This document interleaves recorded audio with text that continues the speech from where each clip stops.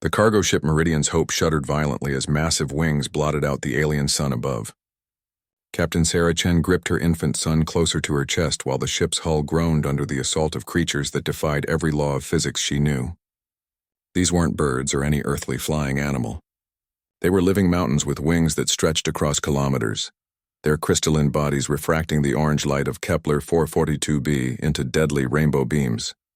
"Emergency pods are offline," First Officer Ramirez shouted over the chaos. "Those things are draining our power systems just by being near us." Little Marcus Chen, barely 3 months old, wailed in his mother's arms as another wave of the flying behemoths passed overhead. Each creature was the size of a city block, their bodies seemingly made of living crystal and biometal that pulsed with energy patterns no human technology could replicate. The colonists had named them Leviathans when the first scouts reported them 6 months ago, but no one had expected them to be this hostile to human presence. The ship lurched sideways as one of the smaller Leviathans, only the size of a building, slammed into the starboard section. Through the viewport, Sarah could see its massive eye, larger than her entire quarters, studying the human vessel with an intelligence that sent chills down her spine.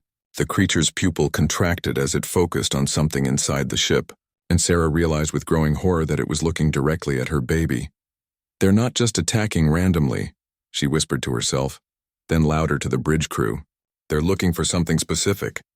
The ship's AI area confirmed her suspicion with a voice strained by system failures. "Analysis indicates the Leviathans are exhibiting hunting behavior. Their energy signatures suggest they are scanning for biological markers. Recommendation: immediate evacuation to planetary surface." "The surface is crawling with those things," Ramirez protested. "It's suicide." But Sarah was already moving. She had noticed something the others missed. Every time Marcus cried, the Leviathans outside seemed to respond, their crystalline bodies pulsing in rhythm with his distress. It wasn't coincidence.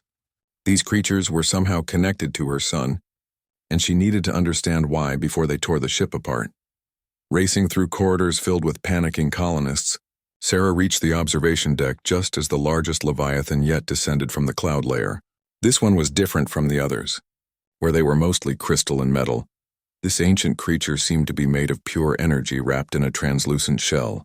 Stars were visible through its body, as if it carried a piece of space itself within its form. The moment Marcus saw the great creature through the transparent aluminum viewport, his crying stopped. His tiny hand pressed against the barrier, and impossibly the Leviathan responded. It brought its massive head close to the ship, and Sarah could see her reflection multiplied thousands of times in its faceted eyes. Then it spoke. Not with sound, but directly into her mind, and somehow she understood that Marcus could hear it too. The voice was like the whisper of solar winds and the song of gravitational waves given form. "Child of the Voidwalkers, why do you fear? We have waited so long for your kind to return." Sarah's legs nearly gave out. "Return, we've never been here before. Not you, small one, but your species. Long ago, when the stars were young and the galaxy knew different songs, your ancestors walked among us. They taught us to sing the void between worlds, to dance on solar winds. Then they vanished, leaving only echoes in our race memory and a promise that they would return when the galaxy needed them most." Around them, the other Leviathans had stopped their assault on the ship. They floated in a vast circle, their crystalline bodies creating a cathedral of light around the Meridian's Hope. Each creature began to emit a different frequency of energy, and together they formed a complex harmony that made the ship's hull resonate like a musical instrument. Marcus gurgled and reached toward the great Leviathan, and Sarah felt a profound change in the air around them. The baby's human DNA was reacting to something in the creature's presence, awakening genetic sequences that had been dormant for millennia. She could feel it happening to herself as well, a tingling sensation as if her very cells were remembering an ancient purpose. "Your offspring carries the old markers," the Leviathan continued. "He will be the bridge between what was and what will be. But first he must learn our ways. The galaxy faces a darkness that devours stars themselves, and only those who can sing the void can stand against it." Through the ship's sensors, Sarah detected massive distortions in space-time around them. The Leviathans weren't just flying creatures. They were living ships capable of manipulating gravity and space itself. They existed partially in normal space and partially in something else. something that allowed them to move between stars as easily as birds flying between trees. "What do you want from us?" Sarah asked, though she suspected she already knew the answer. "Nothing from you, child-bearer. Everything from him." The great Leviathan's attention focused entirely on Marcus now. "He must come with us. Learn to hear the songs that hold reality together. When he is ready, he will return to lead your species into the war that comes." Sarah held her son tighter. "I won't let you take him. We do not take. We teach. And you will come too, for he will need the anchor of his birth kind while he transforms into what he must become." The ship's captain's voice crackled over the intercom. "All colonists to emergency stations. We're detecting massive gravitational anomalies. Something big is coming through hyperspace." Through the viewport, Sarah could see tears in space itself opening in the distance. From these wounds in reality emerged ships that seemed to be made of darkness itself, vessels that absorbed light rather than reflecting it. Even at this distance, she could feel their wrongness, their hunger for everything that lived and thought and dreamed. The great Leviathan's mental voice carried new urgency. "They have found this system faster than we anticipated. The Devourers seek worlds with awakening potential. Your son's presence here has drawn them like blood draws scavengers." Marcus made a sound that wasn't quite human, a harmonic tone that resonated with the Leviathans around them.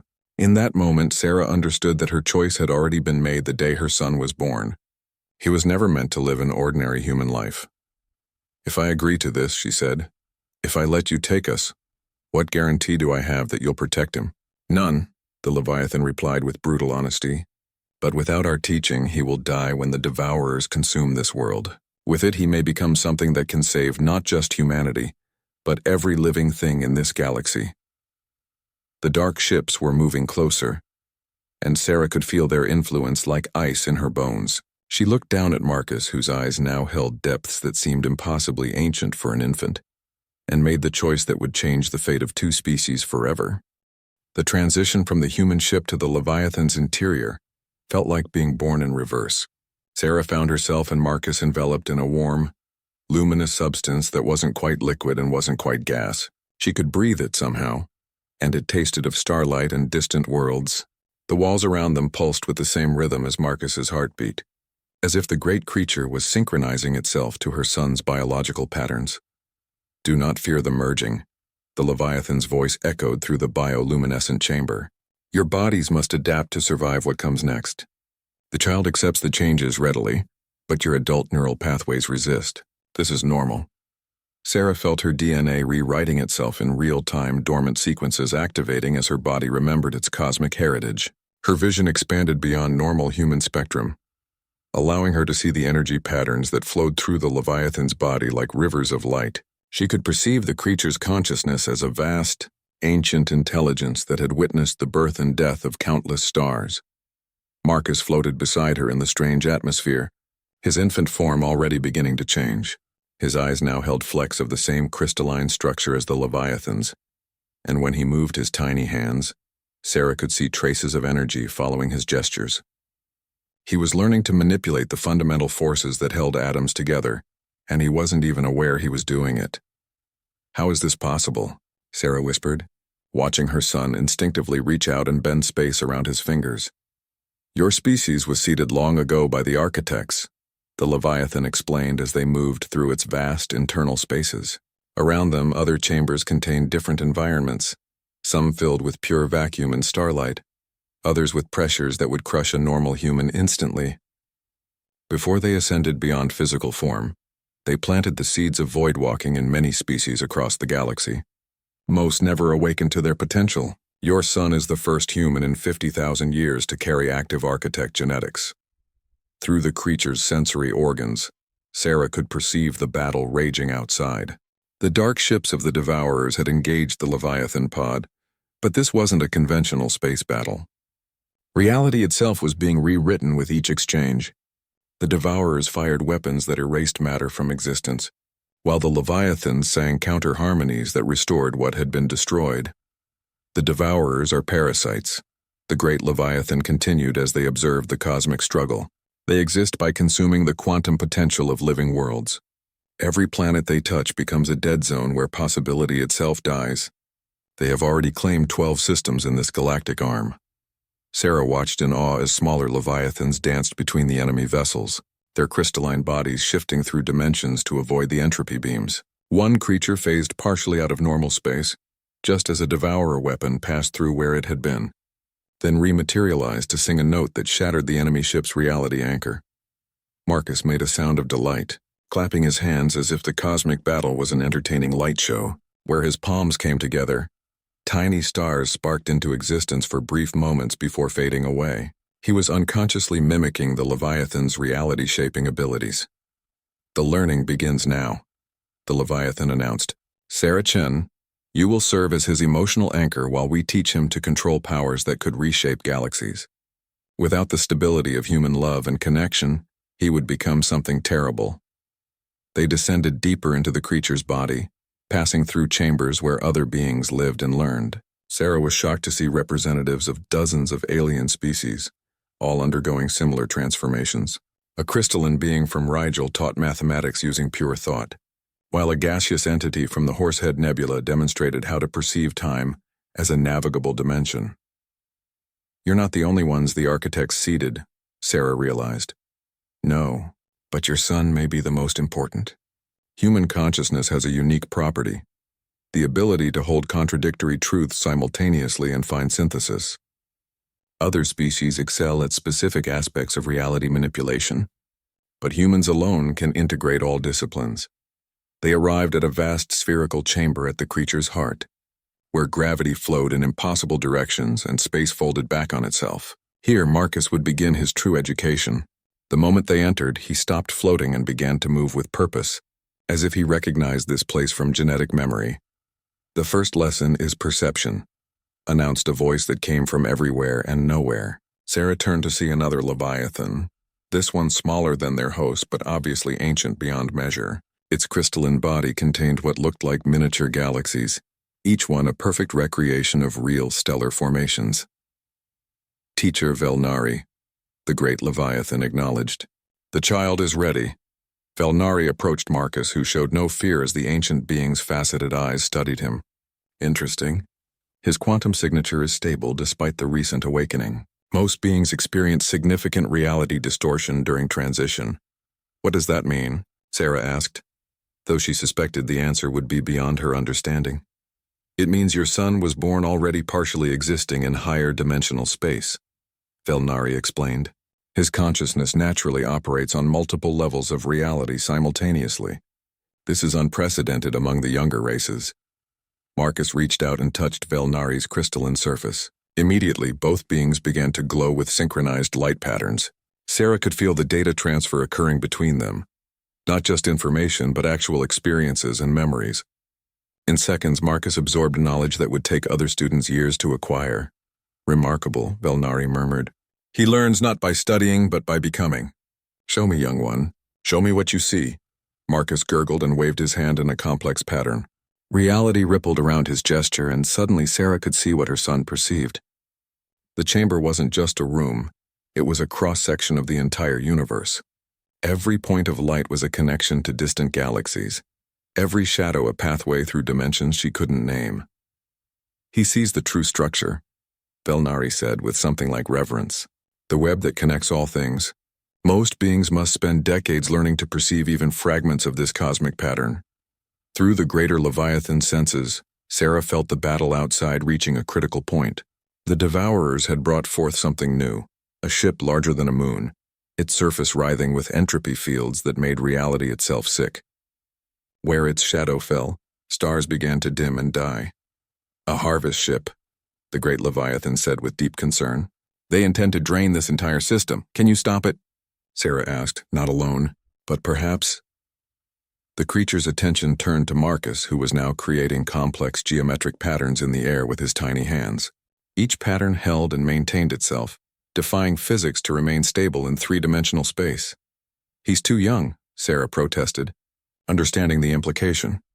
"Age is irrelevant when dealing with cosmic forces," Velnari replied. "His consciousness exists simultaneously as infant and ancient sage. The question is whether he can integrate these aspects safely." Marcus looked up at his mother with eyes that now held the depth of stellar nurseries. When he spoke, it was with his own infant voice, but the words carried harmonics that made the chamber itself resonate. Mama, pretty lights, I make them dance? Sarah's heart broke and swelled simultaneously. Her son was asking permission to engage in a battle that would determine the fate of multiple star systems. And he spoke of it like a child asking to play with toys. What happens if he tries? She asked Velnari. If he succeeds, he will have taken the first step toward becoming what this galaxy needs. A bridge between all forms of consciousness, capable of uniting the scattered children of the architects against the devourer threat. And if he fails, then the expansion of entropy continues, and within a century, this entire galactic arm becomes a dead zone where nothing can ever live again. Sarah looked at her son, who was waiting patiently for her answer while casually reshaping space-time around his fingers. The weight of the decision threatened to crush her, but she realized that Marcus had already made his choice. He was asking not for permission, but for her blessing. "Show me these pretty lights, baby," she whispered. "Show Mama how you make them dance."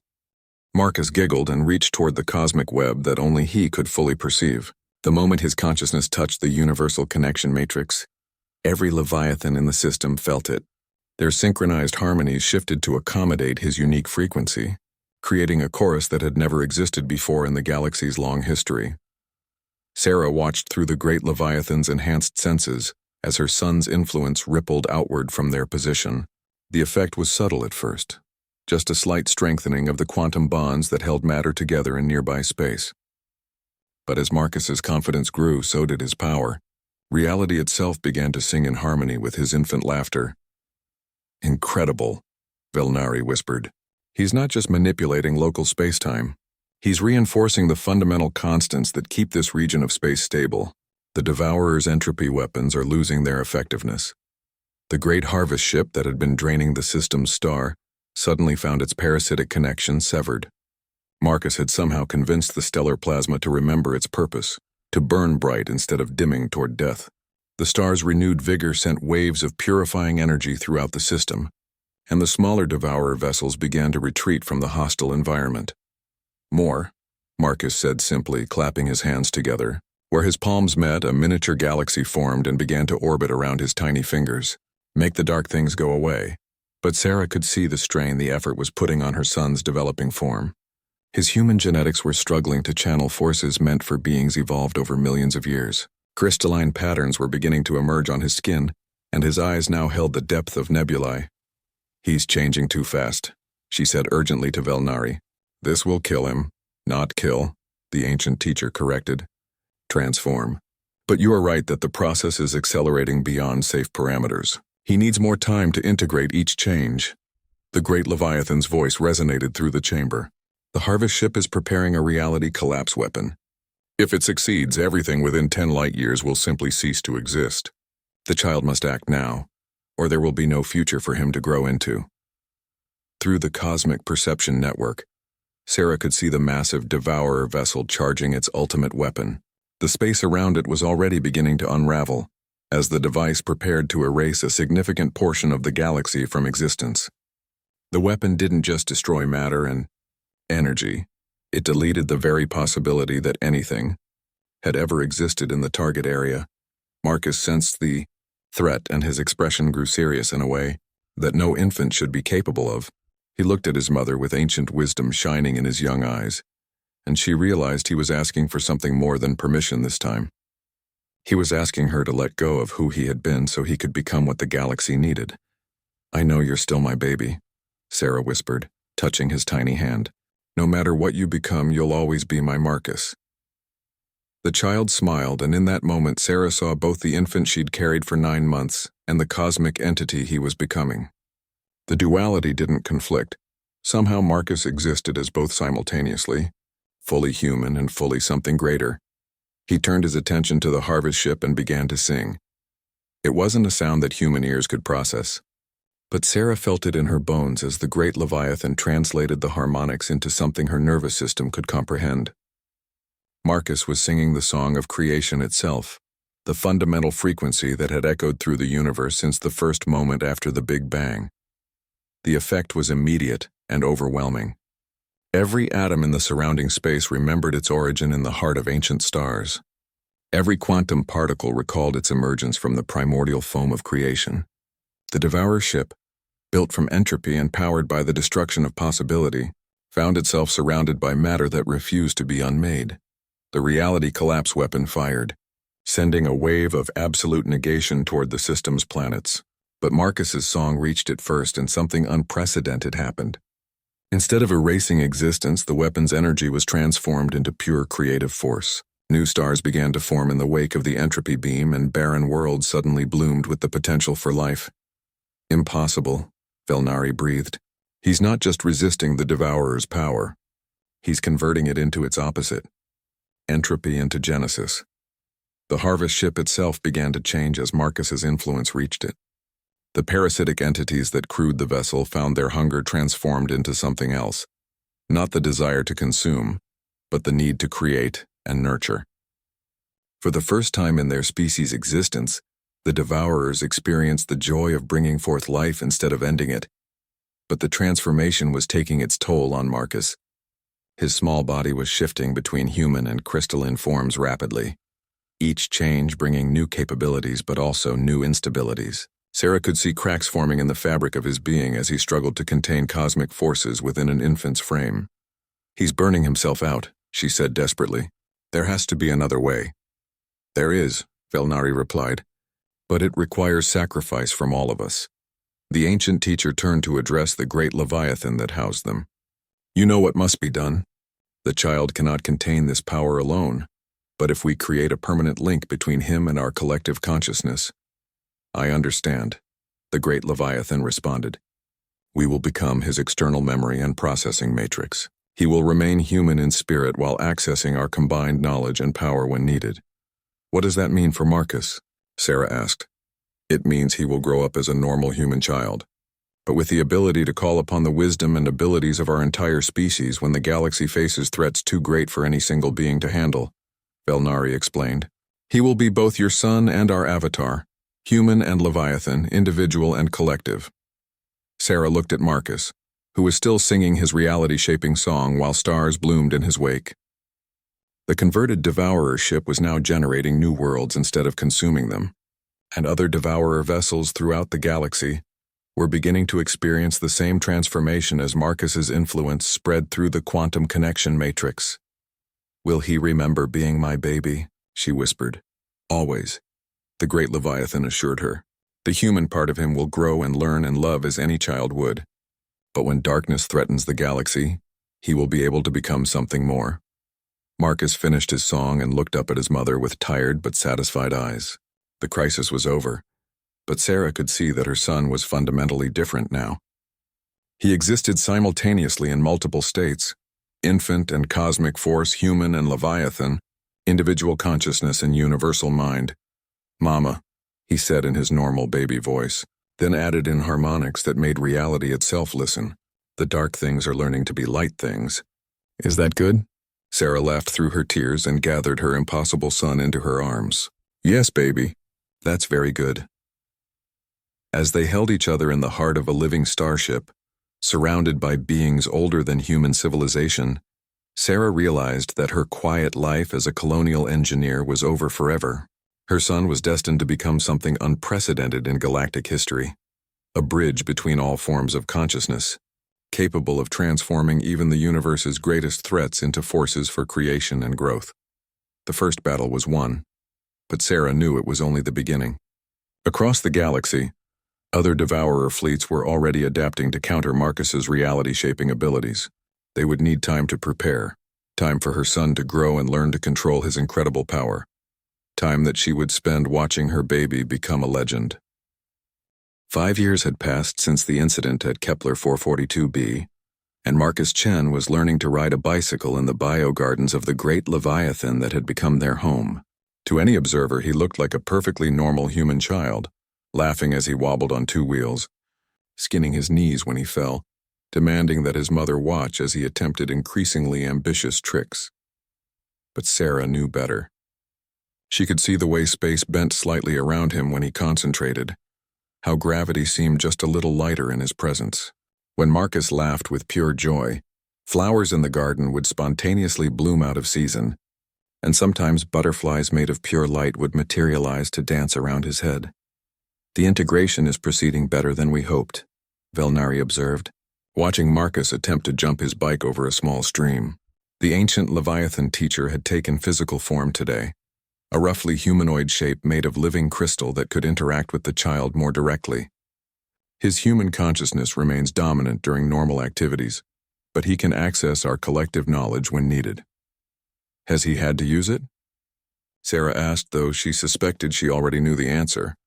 Twice this month, small incidents that never reached his conscious awareness. A quantum storm threatened to destabilize this sector's spacetime, and he instinctively harmonized with our song to calm it.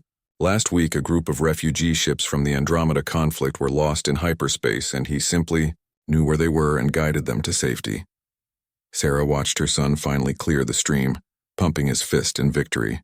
"Marcus, that was amazing!" "I'm getting good at this, Mama," he called back, unaware that his excitement had caused several nearby stars to pulse in rhythm with his heartbeat. "Teacher Vel says when I'm older I can learn to ride the space whales." The space whales were what Marcus called the smaller leviathans, creatures only the size of buildings that could phase between dimensions. Sarah had been horrified the first time she'd seen him playing with them, watching her 5-year-old son treat beings capable of reshaping reality like they were oversized pets. But the leviathans seemed to enjoy his company, and Marcus had an instinctive understanding of how to interact with them safely. "Speaking of learning," Velnari said carefully, "there is something we need to discuss. The Galactic Council has requested a meeting." Sarah's blood ran cold. The Galactic Council was a loose alliance of the major spacefaring civilizations, formed in response to the Devourer threat. She'd known this day would come eventually, but she'd hoped for more time. "They want to see Marcus," she said. It wasn't a question. "They want to understand what he is and whether he represents a threat or salvation," Velnari confirmed. "Word of the transformed Devourer fleets has spread throughout known space. Some species see Marcus as their salvation. Others fear he represents a new form of cosmic tyranny. He's 5 years old. He is also the only being in recorded history capable of converting entropic forces into creative ones. The implications terrify some of the older civilizations." Marcus rode his bike over to where they stood, his face flushed with exertion and happiness. "Mama, why do you look worried?" "Did something bad happen?" Sarah knelt down to his level, marveling again at how normal he seemed despite everything. "Some very important people want to meet you, sweetheart. They're curious about your special abilities." "Oh," Marcus considered this seriously. "Are they nice people?" "Most of them are," Velnari answered honestly. "But some are afraid of things they don't understand. I could show them that there's nothing to be scared of," Marcus offered with the confidence of a child who had never encountered true malice. "I'm good at making friends," Sarah exchanged a look with Velnari.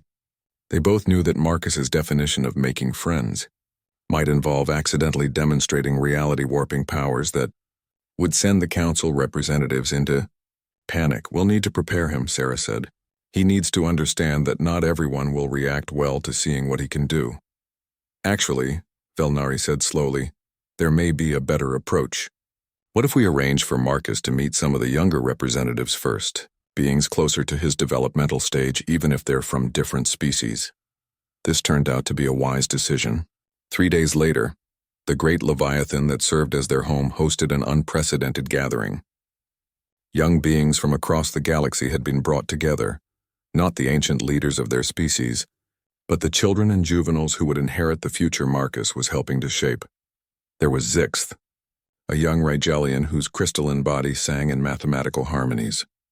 Bloom, a Centaurian plant being who could photosynthesize pure energy from starlight. Whisper, a gaseous entity from the Horsehead Nebula who existed primarily as organized thought patterns, and dozens of others, each representing a different approach to consciousness and existence. Marcus was initially shy, hiding behind Sarah's legs as the exotic beings gathered in the great meeting chamber. But his natural curiosity soon overcame his hesitation, especially when he realized that many of them were just as uncertain as he was. "Hi," he said to Zixth, whose geometric form was constantly shifting through different mathematical configurations. "I like your colors. Do they mean something?" "Each pattern represents a different prime number sequence," Zixth replied, their voice like crystal bells. "What do your patterns mean?" Marcus looked down at himself, seeing his human form for the first time from an outside perspective. I don't think I have patterns. I'm just regular? You're not regular, Bloom observed, their petals rustling with curiosity. You taste like starlight and possibility. How do you make reality so flexible around you? It just does that sometimes, Marcus said with a shrug. Mama says I'm special, but I don't really understand why. This led to a conversation that would have fascinated xenosociologists throughout the galaxy. The young beings began comparing their abilities and perspectives, each discovering that their unique traits were part of a larger cosmic pattern. Marcus found himself naturally serving as a translator between different forms of consciousness, helping the crystalline mathematics of the Rigelians connect with the emotional harmonics of the Centaurians. You make us all fit together better, Whisper observed, their thought forms creating beautiful patterns in the air, like pieces of a puzzle that didn't know they belonged to the same picture. It was then that the real test came. One of the younger representatives, a being from a species that had recently lost their homeworld to the Devourers, began to emit distress signals. Their grief and rage at the destruction of their people created a feedback loop that threatened to destabilize the entire gathering. Marcus felt the disturbance immediately. Without conscious thought, he reached out with abilities he was only beginning to understand and embraced the grieving being's consciousness with his own. For a moment, the alien experienced Marcus's memories, the love of his mother, the wonder of discovering new abilities, the joy of friendship with beings beyond imagining. But more importantly, Marcus shared with them the memory of transforming the Devourer fleet, showing them that even their people's destroyers were capable of redemption and change. The emotional storm calmed, replaced by something that hadn't existed before, hope mixed with understanding. The grieving being species had been consumed by hatred for their destroyers, but through Marcus's perception, they could see the possibility of transformation rather than revenge. You show us that endings can become beginnings, the being whispered, that even our greatest pain might serve the greater healing. Sarah watched from the observation area as her son unconsciously demonstrated exactly why the Galactic Council was both hopeful and terrified. Marcus wasn't just powerful, he was fundamentally changing how different forms of consciousness related to each other. His mere presence was creating connections and possibilities that had never existed before. The council representatives have seen enough, Velnari reported quietly. They understand now that Marcus isn't a threat to be contained, but a catalyst for evolution itself. What happens next? Sarah asked. Now we wait and see what kind of future the galaxy chooses to build around him, Velnari replied. Because one way or another, everything is going to change. In the chamber below, Marcus was teaching his new friends how to play a human game called tag, somehow managing to include beings who existed in multiple dimensions simultaneously. His laughter echoed through the space, and Sarah could swear that the stars themselves seemed brighter in response. Marcus was 12 years old when the first assassination attempt was made. Against him, he was in the middle of what had become a weekly tradition, hosting a cross-species study group where young beings from across the galaxy would gather to share knowledge and perspectives. Today's lesson involved quantum mechanics, and Marcus was explaining how consciousness could influence particle behavior by having the students observe how their different perceptual frameworks affected the same experimental setup. See, when Zixth looks at the particle stream, their mathematical consciousness forces the particles into precise geometric patterns, Marcus explained, pointing to the holographic display. But when Bloom observes the same stream, their biological awareness creates flowing organic structures. And when I look, the particles began to dance, forming complex patterns that seem to exist in multiple dimensions simultaneously.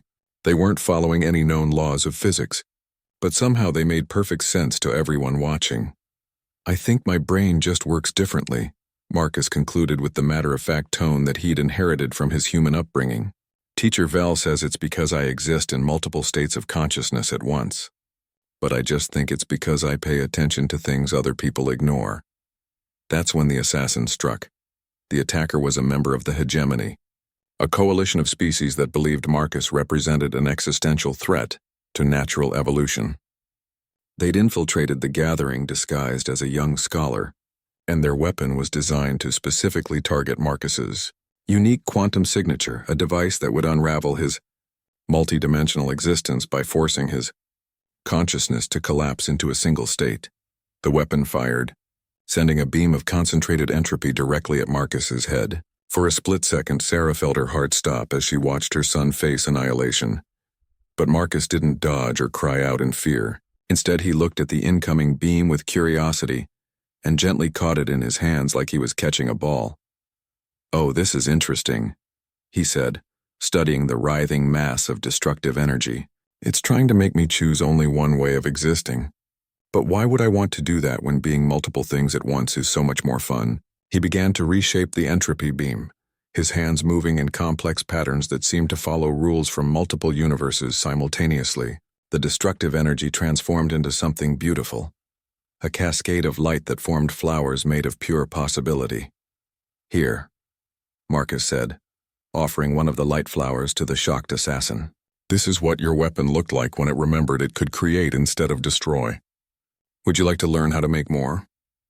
The assassin stared at the flower of light, then at Marcus, then at their own weapon, which was now producing butterflies made of crystallized time.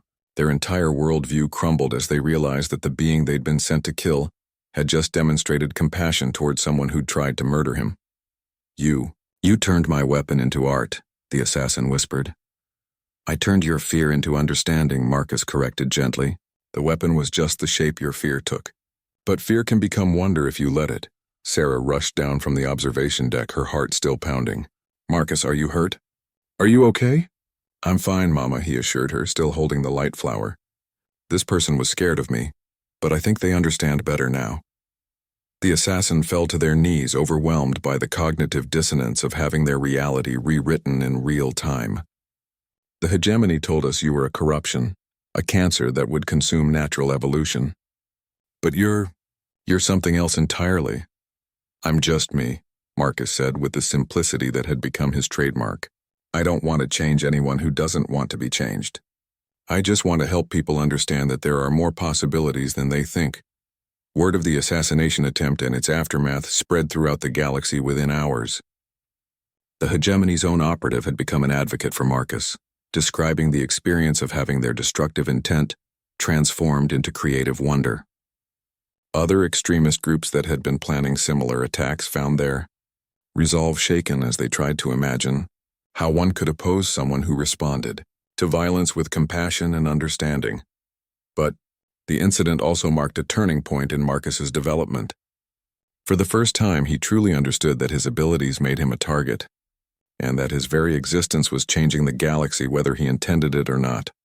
"I scare people," he said to Velnari later that evening, sitting in the bio garden where he'd learned to ride his bike years ago. "Not because I'm mean, but because I'm different." "You represent change," Velnari agreed. "And change is always frightening to those who have built their identity around the way things are." "Should I try to be more normal?" Marcus asked. "So people won't be scared?" "Child," Velnari said gently, "you are the living bridge between what was and what could be. To become normal would be to abandon the very gift that makes you precious to the universe. The question is not whether you should change yourself, but whether you can help others change their perspective on what normal could mean." This conversation led to what would become known as the Marcus Protocols, a series of guidelines developed jointly by the Galactic Council and the Leviathan Collective for how to interact with beings of unprecedented abilities. Marcus himself helped design them, demonstrating a wisdom that seemed impossible for someone his age. The protocols weren't rules for controlling Marcus, but frameworks for helping others understand and adapt to the reality of living in a universe where consciousness could reshape the fundamental forces of existence. They addressed everything from first contact procedures to educational guidelines for children with emerging cosmic abilities. "Other kids like me are going to be born," Marcus explained to the council representatives during the protocol development sessions. "Not exactly like me, but with their own special ways of seeing and being. We need to make sure the grown-ups are ready for them." It was true. Across the galaxy, children were beginning to be born with abilities that had never been seen before. The transformation Marcus had triggered wasn't limited to himself. His influence on the cosmic consciousness matrix was awakening dormant potentials in multiple species. There was Aria Blackwood, a human girl born on Earth who could perceive and manipulate emotional energy patterns across interstellar distances. Chronos 7, a young artificial intelligence from the Synthetic Coalition who had developed the ability to exist in multiple timelines simultaneously. Echo, a Centaurian child who could translate between any form of consciousness, no matter how alien. Marcus took it upon himself to reach out to these children, creating an informal network of young beings who could understand and support each other. He called it the Cosmic Kids Club, a name that made the Galactic Council's xenosociologists cringe, but perfectly captured the spirit of what he was trying to create. "We're not trying to replace the grown-ups," Marcus explained to Sarah one evening as they watched stars being born in a nearby nebula. "We're just trying to show them that the universe is bigger and more wonderful than they thought." "And if they don't want to see it that way?" Sarah asked. Marcus considered this seriously. "Then we wait for them to be ready. Change has to come from inside people, or it doesn't really stick. I learned that from you, Mama. From me, you could have been scared when I started doing weird things with reality," Marcus said. "But you chose to love me instead. You showed me that love is stronger than fear, and that's the most important lesson anyone can learn." As they sat together watching cosmic creation unfold before them, Sarah realized that her son had indeed become something unprecedented. Not a ruler or a god, but a teacher who happened to have the power to reshape reality itself. He was showing the galaxy not what it must become, but what it could choose to become. The transformation was accelerating, and there would be challenges ahead. But for now, Sarah was content to simply be a mother watching her extraordinary child help the universe discover new ways to grow. At 18, Marcus Chen stood at the observation deck of the newest addition to the Leviathan Collective, a massive bioship that served as a mobile academy for the growing number of children with cosmic abilities. He was no longer the scared infant who had wept among flying beasts, nor the curious child learning to ride bicycles in biogardens. He had grown into something the galaxy had never seen before, a young man who could hold conversations with stars and treat reality as a collaborative art project. "The Void Singers have made contact," announced Captain Thorne, the human liaison who had joined the project 3 years ago, when Earth finally acknowledged that one of their own had become something beyond their understanding. "They're requesting a direct meeting with you, Marcus." Sarah looked up from the quantum mechanics primer she was reviewing. Her son's informal education had long since surpassed anything conventional schooling could offer, but she still tried to understand the principles he worked with daily.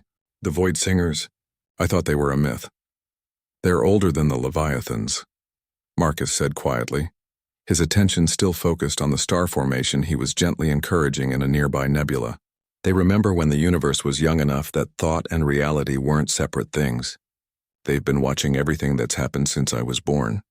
And they want to meet with you now because," Thorne asked. Marcus finally turned from the viewport, and Sarah was struck again by how her son had changed. He still looked human, but his eyes held depths that seemed to contain entire galaxies. When he moved, space itself seemed to acknowledge his presence, bending slightly to accommodate his will. "Because the final test is coming," Marcus said simply. "The devourers we transformed haven't disappeared. They've been learning, adapting, and they've found something in the deep void between galaxies that scares even the Void Singers." A chill ran through the observation deck. The Void Singers were beings of such immense age and power that they had witnessed the birth and death of multiple universal cycles. If something frightened them, it represented a threat beyond anything the current galaxy had faced. "What kind of something?" Sarah asked, though she wasn't sure she wanted to know. "The original entropy," Marcus replied. "The force that the devourers were created to serve. It's been sleeping in the space between realities, but all the changes I've made, all the conversions from destruction to creation, they've disturbed its slumber. Through the ship's bio-neural network, they could feel the collective unease of the Leviathans as they processed this information.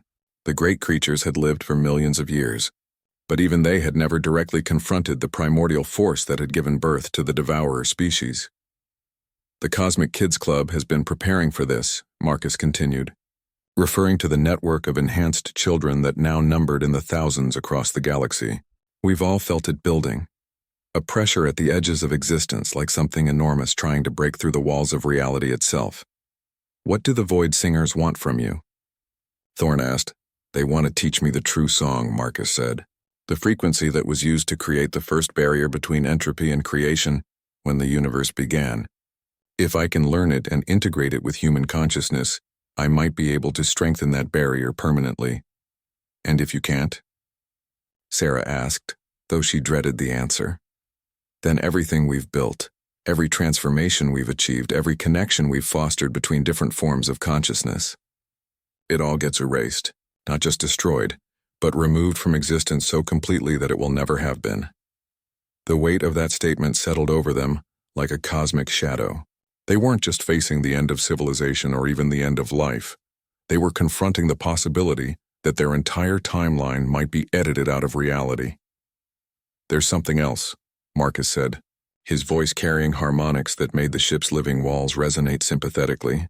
The Void Singers aren't the only ones who've made contact. Representatives from every major consciousness in the galaxy want to be present for what's coming. This isn't just about saving our reality. It's about proving that collaborative evolution is stronger than primordial entropy. The gathering that took place 3 days later was unprecedented in galactic history. The great bioship served as the meeting point for beings so ancient and powerful that their mere presence warped local space-time. The Void Singers arrived first, entities of pure conscious energy that existed primarily in the spaces between thoughts.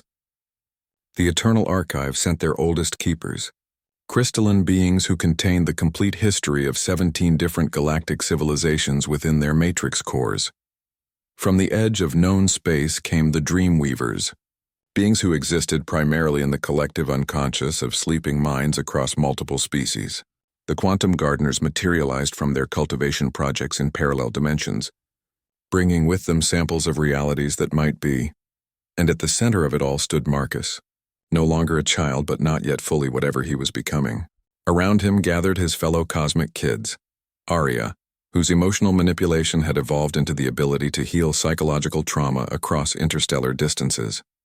Echo, who now served as a universal translator for forms of consciousness that had never been able to communicate before, and dozens of others, each representing a new form of collaboration between different types of awareness. The barrier weakens, the primary Void Singer announced, their communication bypassing language entirely to imprint meaning directly onto consciousness. Entropy stirs in the deep void, and its dreams bleed through into our reality. Marcus could feel it too. A wrongness at the edge of perception, like the universe was developing a fever. In distant star systems, reports were coming in of planets where cause and effect had begun to break down, where entropy was accelerating beyond natural limits. The original devourers were merely servants, another Void Singer explained. Entropy itself is consciousness without form, hunger without purpose, the desire to return all things to the undifferentiated void from which they emerged. But we've proven that destruction can become creation, Marcus said, his voice carrying the harmonics he'd learned from the Leviathans. Every devourer fleet we transformed, every act of entropy we reversed into genesis. We've shown that the universe prefers complexity over simplicity, growth over decay. Yes, the Void Singer agreed. And that is precisely what has awakened entropy's attention. Your transformations have created a resonance cascade throughout reality. Every act of creative conversion has strengthened the fundamental forces that oppose primordial entropy. The universe is literally becoming more alive because of your influence. Sarah watched her son process this information, seeing him access the collective knowledge of the Leviathans while maintaining his essential humanity. He was consulting with consciousnesses millions of years old while still somehow remaining the boy who had once asked if he could make the pretty lights dance. The true song, Marcus said finally. If I learn it, what happens to me? You become the living embodiment of the barrier between entropy and creation, the Void Singer replied. You will exist partially outside normal reality, serving as an eternal guardian against the return of primordial undifferentiation. That means I can never be fully human again, Marcus said, not as a question but as a statement of fact. No, Sarah said firmly, stepping forward despite the overwhelming presence of cosmic intelligences around her. There has to be another way. You're 18 years old. You deserve a life, a future, choices about who you want to become. Mama, Marcus said gently, turning to face her with eyes that held the wisdom of ages. I made my choice the day I decided to make the dark things become light things. Everything since then has just been preparation for this moment. But even as he spoke, Sarah could see the uncertainty in her son's expression. He was ready to sacrifice himself for the galaxy, but he was still young enough to grieve for the ordinary life he would never have. There might be another way, Echo said suddenly, their translation abilities allowing them to perceive meanings that others missed. What if we all learn the song together? What if instead of one guardian, we create a network of consciousness that can share the burden? The Void Singers considered this possibility, their ancient minds processing implications that spanned cosmic epochs. Unprecedented, they finally said, but perhaps possible. The song was designed for a single consciousness to bear, but your generation has already proven that impossible things can become inevitable if enough different perspectives collaborate. Marcus looked around at his fellow cosmic kids, seeing hope dawn in their extraordinary eyes. We do this together, he said. Not because we have to, but because we choose to. Because that's what humans do.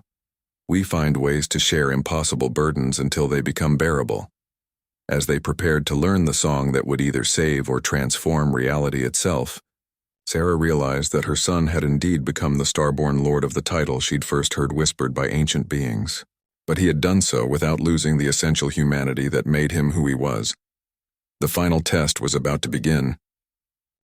The song that created the universe was not meant for mortal minds to comprehend. As the Void Singers began to share the fundamental frequency that separated existence from non-existence, Marcus felt his consciousness stretching across dimensions he had never imagined. The melody wasn't sound. It was the mathematics of reality itself, the equation that balanced something against nothing and chose creation. Around him, his fellow cosmic kids were experiencing the same overwhelming expansion of awareness. Arya's emotional manipulation abilities suddenly encompassed not just individual feelings, but the entire spectrum of possible experiences across all forms of consciousness. Echo's translation skills evolved into direct interface with the conceptual structures that underlay all communication. One by one, each of the enhanced children began to resonate with different aspects of the cosmic song. The barrier holds, the primary Void Singer announced as they taught the ancient melody. But entropy has begun to actively probe for weaknesses. Reality is developing fractures where the primordial void bleeds through.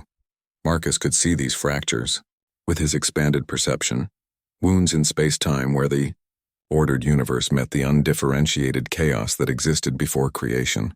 Through these gaps, something vast and hungry was pressing against the boundaries of reality, seeking to return all things to the simplicity of absolute void. It's not evil, Marcus realized with surprise. Entropy isn't malicious. It's just tired. It wants everything to rest, to return to the peaceful nothingness that existed before the pain of existence began. Understanding it doesn't make it less dangerous, Velnari observed. The ancient Leviathan teacher had joined the ceremony, adding their voice to the growing chorus of consciousness that was learning to sing reality into stability.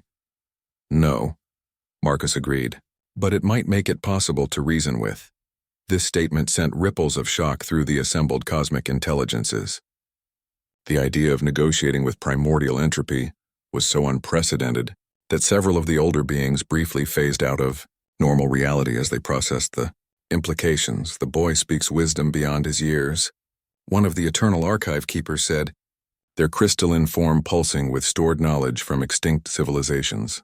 Throughout history, the approach has always been resistance or containment, never collaboration. Marcus felt the song filling his consciousness, but instead of letting it transform him into a cosmic guardian, he began to modify it, using the human trait that had made his species so valuable to the galactic community, the ability to hold contradictory concepts and find synthesis. He started weaving new harmonics into the ancient melody.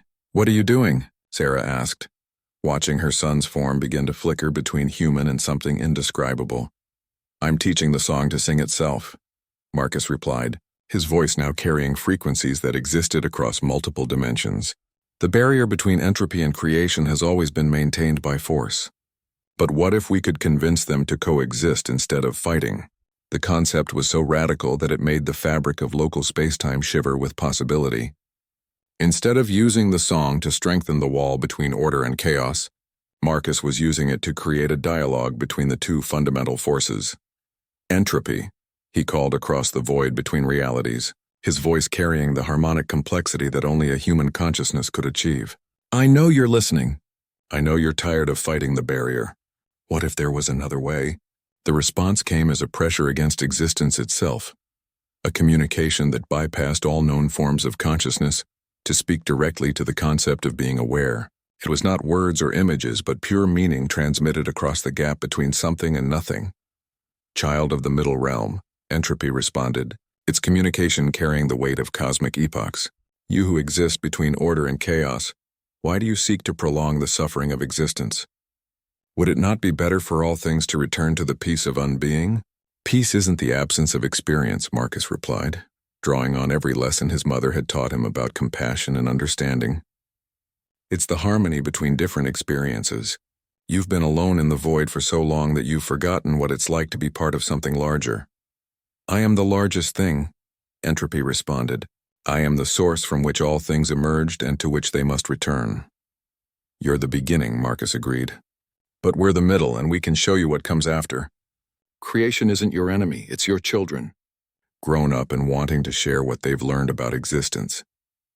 Through the Cosmic Consciousness Network, Marcus began to share with Entropy the experiences he had gathered throughout his life, the love of his mother, the friendship of beings across multiple species, the joy of learning and growing and discovering new possibilities.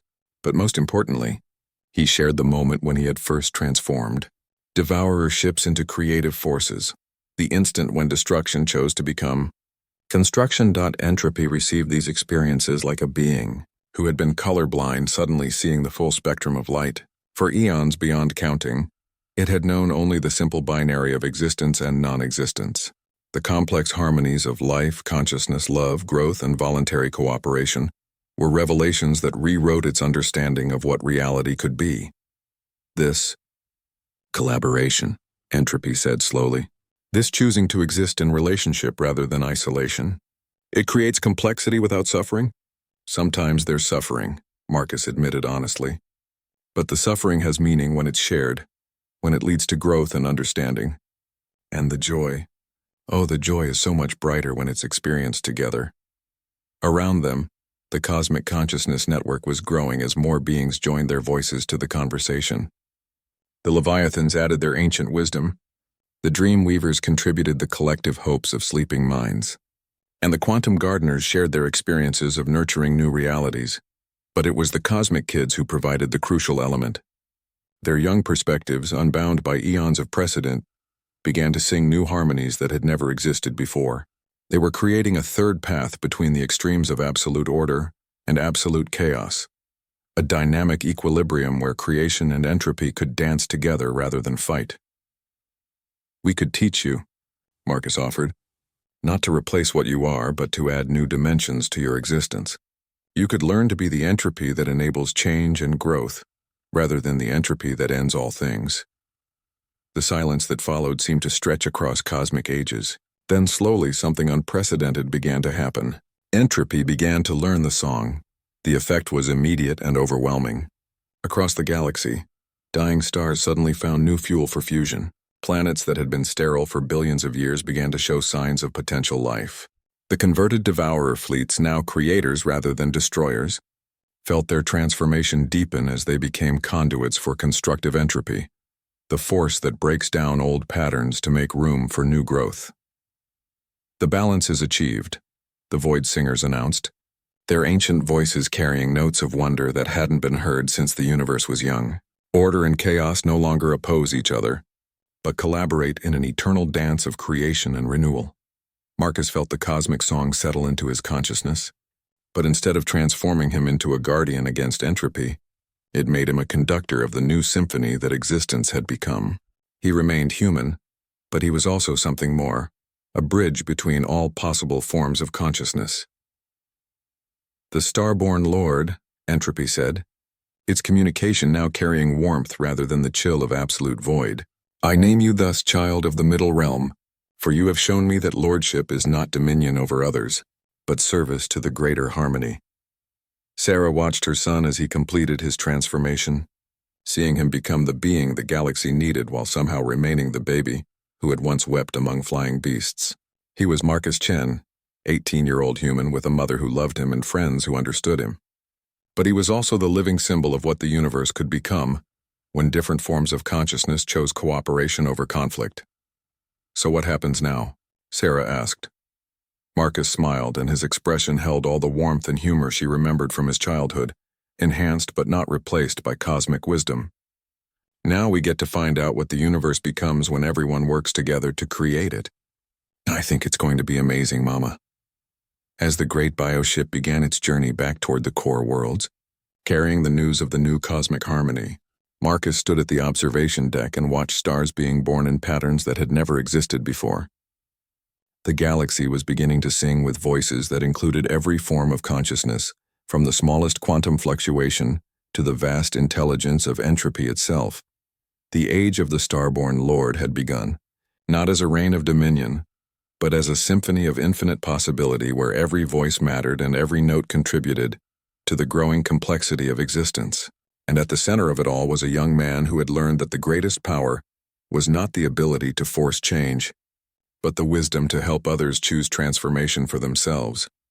The baby who had wept among flying beasts had become exactly what the universe needed him to be. Not